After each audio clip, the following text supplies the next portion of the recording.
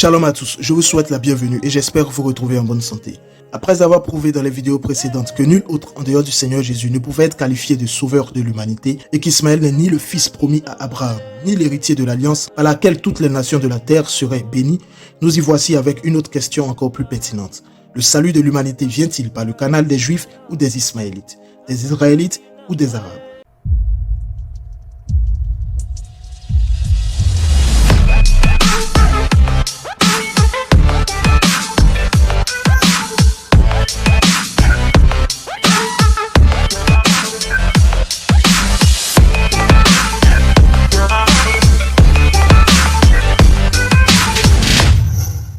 Alors que le monde est empreint du péché, Dieu par sa grâce et sa miséricorde a résolu de sauver l'humanité de la condamnation qui prévaut contre elle. Ainsi, pour l'exécution de son plan, il promit à Abraham, fort avancé en âge, de faire de lui une source de bénédiction pour toute l'humanité. Pour marquer donc son engagement à accomplir cette promesse, Dieu traita avec lui une alliance renouvelable afin de la faire subsister étant donné la nature mortelle d'Abraham. C'est à croire qu'une fois ce dernier mort, cela devrait arriver par sa descendance. Or, Abraham avait plusieurs héritiers. Mais deux d'entre eux, corrélativement avec leurs descendants, seraient les plus susceptibles aux yeux des hommes pour perpétrer cette alliance et donc permettre l'accomplissement de cette promesse, car d'eux dépendrait l'avenir de l'humanité. Il s'agit d'Ismaël avec les Ismaélites ou les Arabes et d'Isaac avec les Juifs ou les Israélites. À ce propos, il convient de souligner que sur la base des Écritures, les Juifs, les chrétiens et les musulmans, se réclamant tous d'Abraham, reconnaissent que cette promesse ne devrait être accomplie que par la venue d'un sauveur issu de sa descendance. Chose que n'a pas manqué de rappeler de manière subjective Abdul Majid dans l'extrait qui suit. Nous disons de Mohammed qu'il est le messager de Dieu envoyé pour le salut de toute l'humanité.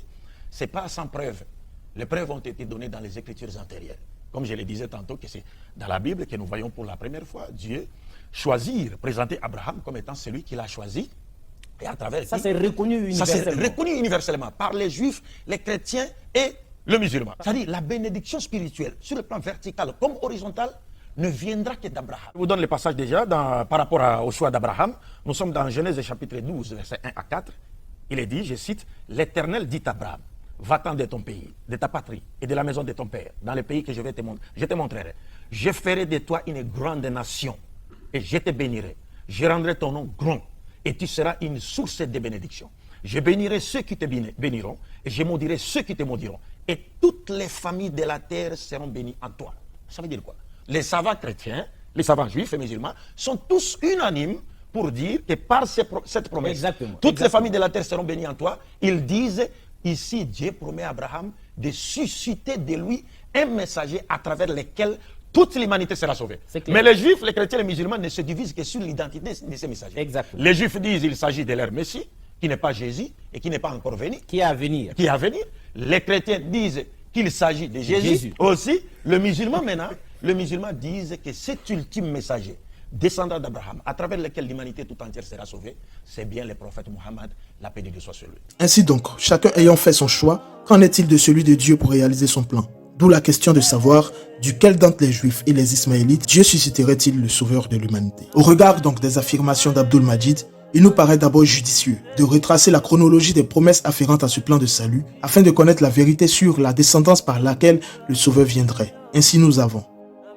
Tout à fait remarquable est l'absence d'Ismaël et de ses descendants dans cette chronologie. Comment donc Muhammad, prétendument affilié à Ismaël, serait le canal par qui le salut serait venu? Par contre, nous constatons que le principe de prédilection subsiste avec Dieu. Après Abraham, Dieu n'a fait que reconduire ses propos à Isaac et Jacob. Par conséquent, le docteur des musulmans n'aurait pas dû s'arrêter à Abraham, dans la mesure où cette promesse n'a pas disparu avec lui à sa mort. Il devrait plutôt vérifier auquel des descendants d'Abraham Dieu a-t-il confié cela. D'autant plus que lui-même a confirmé sous une forme restrictive dans l'extrait suivant. Donc le salut ne passe que par les descendants d'Abraham et c'est pourquoi même le monde spirituel aujourd'hui n'est dominé que par ceux qui se réclament d'Abraham. Or, nous venons de voir que ce n'est ni à Ismaël, ni à Nebaïot, ni à Kédar que Dieu a parlé, mais c'est à Abraham, Isaac et Jacob. C'est donc la descendance d'Isaac qui est concernée. Pour une énième fois, la responsabilité de porter le salut et la bénédiction de l'humanité n'est pas promise à la descendance d'Ismaël. D'où les propos malheureusement subjectifs du cher docteur, prétestant une légitimité de l'islam et de son prophète, sont nuls et non avenus. En plus, tout comme Nicodème, docteur de la loi, dans Jean chapitre 3, qui vint au pied du maître pour recevoir la lumière sur sa préoccupation, Il aurait fallu au cher docteur un peu d'humilité et de courage pour interroger le Seigneur Jésus-Christ sur cette question qui le taraude depuis, à savoir que Dieu a fait cette promesse, a fait cette alliance avec Abraham. Et lui a fait cette promesse. Mais en qui est-ce que cette promesse devait-elle se réaliser? Est-ce que c'est à travers Isaac ou à travers Ismaël? Le Seigneur lui aurait alors répondu, à l'exemple du cas de Nicodème au verset 10. Tu es le docteur des musulmans, expert en religion comparée, et tu ne connais pas toutes ces choses. Et de même qu'il répondit à la femme samaritaine, dans Jean chapitre 4 verset 22, il lui aurait dit, cher docteur, vous adorez ce que vous ne connaissez pas. Nous adorons ce que nous connaissons. Car le salut vient des Juifs. Car le salut vient des Juifs. Au fond, la déclaration du Seigneur Jésus dans ce verset est suffisamment simple, sensée et ne souffre d'aucune ambiguïté. D'un côté, nous constatons que l'expression « le salut vient des Juifs » s'inscrit purement dans la logique de la promesse faite à Abraham. Il suffit de s'apercevoir que la portée de ce salut, tel qu'indiqué ici, n'est pas restreinte au peuple juif. En effet, s'il en était le cas, les expressions du Seigneur auraient été « le salut des Juifs » ou « le salut-ci n'est réservé qu'aux Juifs » ou « le salut-ci n'appartient qu'aux Juifs ». Puisque d'après le raisonnement d'Abdul Majid et de ses adeptes, Jésus serait venu que pour les Juifs. De l'autre côté, l'analyse peut se faire sous un autre angle, en procédant par l'absurde. En supposant même que les propos du Seigneur relatifs à l'origine du salut ne soient pas dits sous les formes restrictives suivantes. Le salut ne vient que des Juifs, ou le salut vient uniquement des Juifs. Cela sous-entendrait tout de même que le salut provenant des Juifs a également un caractère universel, que celui qui aurait pu venir d'ailleurs. Il ressort des deux cas de figure que la réponse du Seigneur Jésus est pertinente et prouve indubitablement l'universalité de sa mission. En effet, elle est problématique pour le docteur Abdul Majid et sa troupe qui se doivent d'accepter que, soit en l'absence des restrictions relatives à la destination du salut apporté par le Seigneur Jésus, on en conclut que ce salut n'est pas destiné qu'aux Juifs. En d'autres termes, Jésus est venu pour toute l'humanité. Soit en l'absence des restrictions relatives à l'origine du salut de l'humanité, on en conclut que ce salut ne vient pas que des Juifs. En d'autres termes, Jésus serait aussi venu pour toute l'humanité. Bien évidemment, cette deuxième option est dépourvue de toute vérité, car même en considérant Jésus comme prophète, il aurait été le véritable sceau des prophètes, ce qui explique sa mise en garde dans Matthieu chapitre 24 verset 24, où il dit « Car de prétendus messies et de prétendus prophètes surgiront, ils feront de grands prodiges et des signes miraculeux au point de tromper, si c'était possible, même ceux qui ont été choisis. Voilà, je vous l'ai annoncé d'avance. » Cette manière de s'exprimer de Jésus pour montrer qu'il était l'ultime sauveur et prophète a été malheureusement pointée par Muhammad dans le hadith suivant pour se faire une foule de croyants. Hadith Jami at-Tirmidhi, volume 4, livre 7, numéro 22-19. Et en effet, il y aura 30 imposteurs dans ma Oumma, chacun d'eux prétendant qu'il est un prophète. Les prophètes, il n'y a pas de prophète après moi. En tout état de cause, même si un autre sauveur devait venir après le Seigneur Jésus, ce dernier aurait été juif dans le strict respect du plan de Dieu et conformément aux propos de Jésus. Par ailleurs, le fait d'être la source de bénédiction, conformément à la promesse, veut dire qu'on est d'abord soi-même impacté par la bénédiction avant de la répandre. D'où le verbe venir exprimé par le Seigneur Jésus pour marquer qu'il y a logiquement une expansion ou une destination. Or, étant donné que le peuple juif a été déjà mentionné dans les propos de Jésus, il est évident que le salut s'étend aux non-juifs. En d'autres termes, le Seigneur Jésus mettait en exergue la primauté des juifs sur les non-juifs au bénéfice du salut, et non l'exclusivité du salut aux juifs, sous prétexte qu'il s'agisse d'un salut n'ayant pas un caractère universel. Aussi, faut-il ajouter que lorsque le Seigneur précise que le salut vient des Juifs, l'on doit considérer que, certes, Abraham, Isaac et Jacob n'étaient pas juifs, mais ceux-ci n'existaient pas non plus à l'époque de Jésus. Or, la promesse de la bénédiction de l'humanité devant s'accomplir par leur lignée, il est évident que le Seigneur se référait à son peuple, héritier de cette dernière et contemporain des Samaritains d'alors, dont fait partie la femme avec qui il conversait. Observons surtout que dans leur conversation, Jésus se distinguant des Samaritains s'identifie au pronom « nous », faisant ainsi référence non seulement à son peuple, mais également à la véritable religion qui est la connaissance de Yahweh, l'Éternel, et non d'Allah. Ce rappel de Jésus était nécessaire car relativement à Genèse chapitre 18, verset 18 à 19, Ésaïe 41, verset 8, Amos 3, verset 2 et Ésaïe 49, verset 6, les fils d'Abraham devraient être une source de bénédiction pour la terre et devraient donc être par là le canal par lequel la voix de l'Éternel serait connue. Ceux par qui l'adoption, les alliances, la loi, le culte et les promesses nous seraient parvenus. Les textes de Luc chapitre 2, verset 30 à 32 et Ésaïe 49, verset 6 apparaissent plus que clairs en ce qui concerne la mission du Messie qui sauverait toute l'humanité et présentent une bonne corrélation entre eux.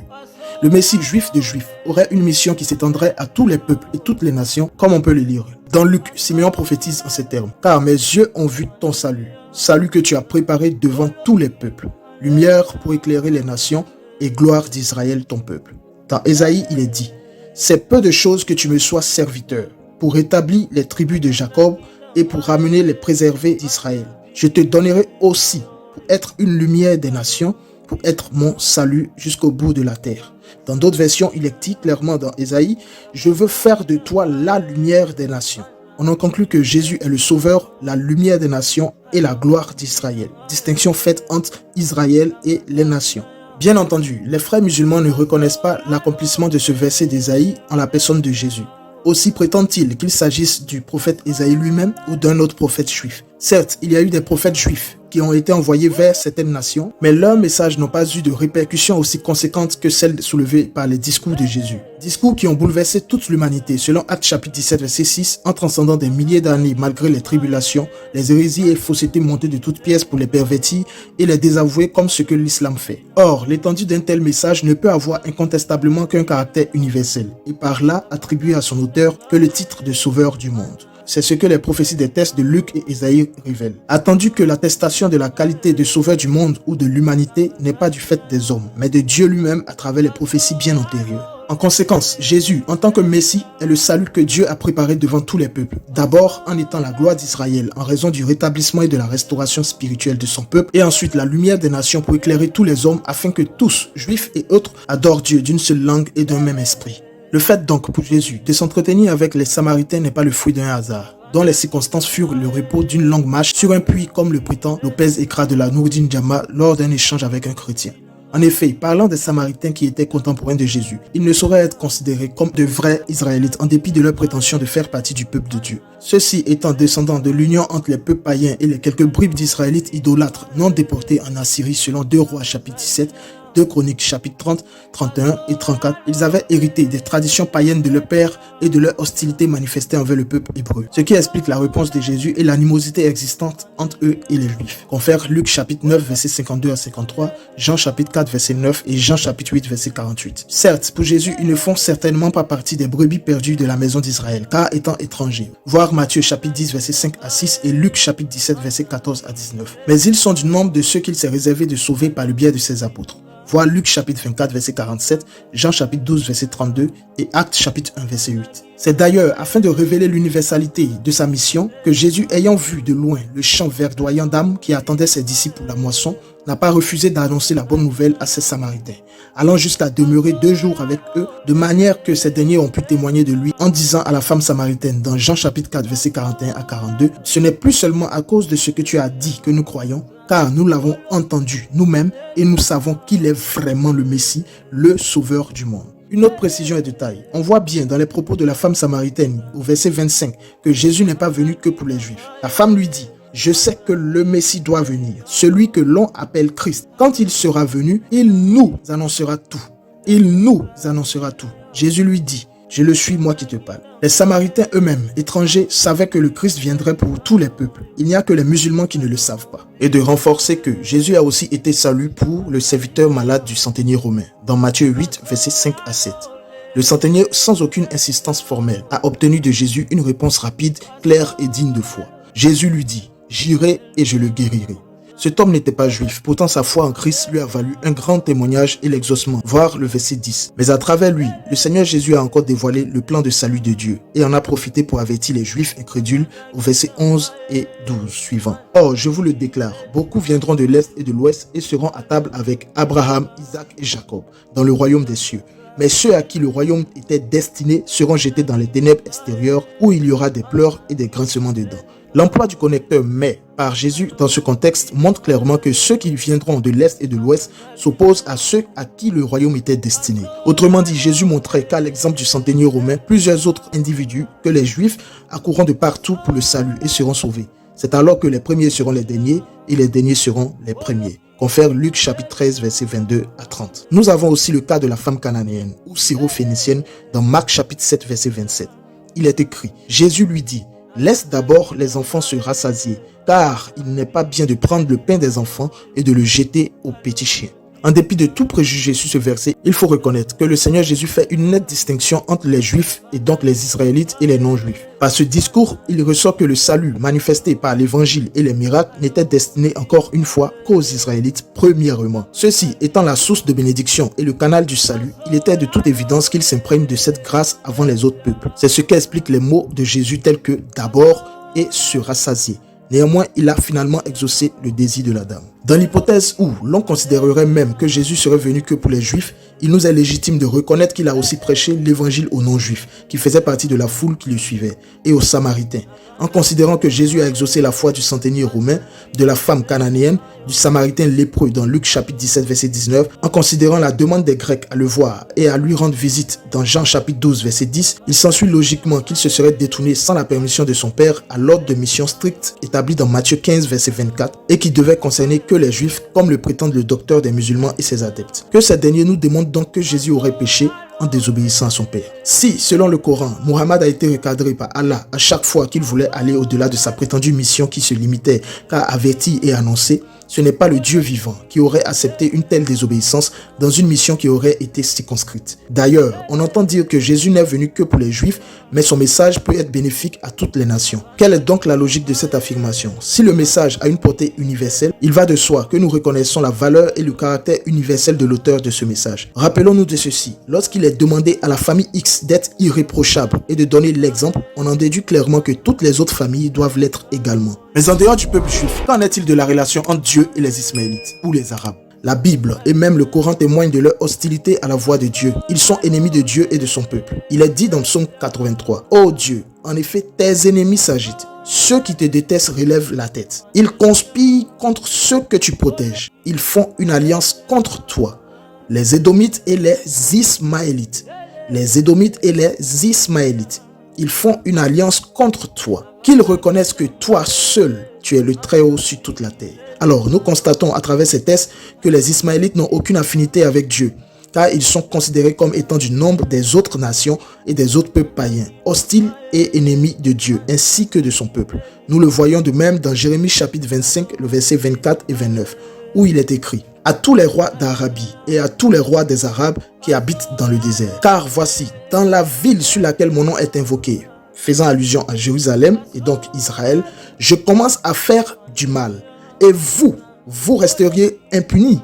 Vous ne resterez pas impunis. Ainsi, le nom de l'Éternel n'était pas invoqué ni craint par les Arabes, peuple mélangé du désert dont font partie aussi les Ismaélites. Tournés vers l'idolâtrie, les Ismaélites ne marchaient pas dans la voie de Dieu, comme il l'a recommandé à Abraham dans Genèse chapitre 18 verset 19. Et cela est même démontré dans le Coran et dans les traditions arabes à travers les hadiths dont nous disposons. Sourate 53 verset 19 à 20.